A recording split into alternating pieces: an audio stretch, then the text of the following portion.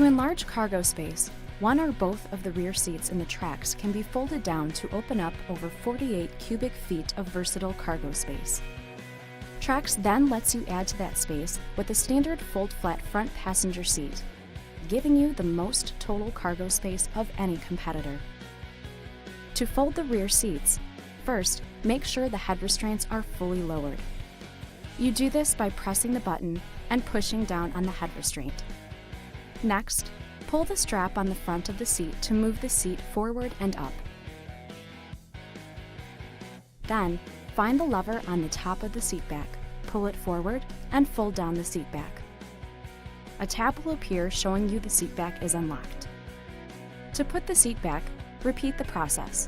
Put the seat cushion back, the tab will disappear showing you the seat back is locked, and pull the seat back up. To fold the front passenger seat back, lower the head restraint, pull the lever, and push the seat back down. Also, for this demonstration, we removed the standard cargo cover.